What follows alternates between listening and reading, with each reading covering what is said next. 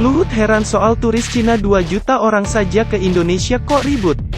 Menteri Koordinator Bidang Kemaritiman dan Investasi Luhut Binsar Panjaitan mengaku heran dengan keributan masyarakat soal turis Cina dan wabah virus corona. Pasalnya, menurut dia, jumlah turis Cina ke Indonesia hanya 2 juta orang, jauh berbeda dibandingkan dengan negara lain yang didatangi mereka seperti Singapura. Memang ada penurunan devisa karena turis yang 2 juta orang dari Tiongkok sekarang menurun. Tapi perlu diketahui turis Cina ke dunia itu 173 juta orang.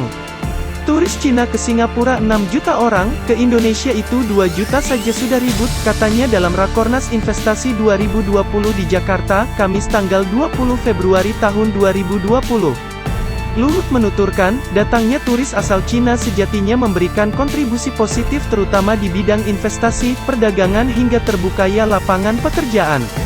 Kondisi itu, lanjut dia, juga terjadi di negara lain yang didatangi turis Cina karena negeri tirai bambu itu punya pengaruh hingga 18% terhadap ekonomi dunia. Selain dampaknya terhadap sektor pariwisata, dampak virus corona di China juga menyebabkan turunnya devisa ekspor komoditas Indonesia ke negeri Cina. Hal itu dikarenakan banyaknya fasilitas produksi di China yang berhenti beroperasi karena merebaknya virus corona.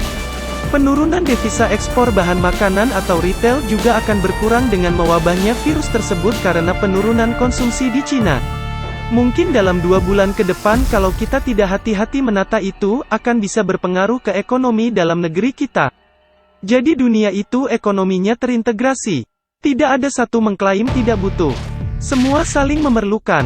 Tiongkok memerlukan dari kita, kita perlu dari dia. Tiongkok perlu Amerika, Amerika juga memerlukan kita. Itu namanya hidup di dunia saat ini, ujarnya.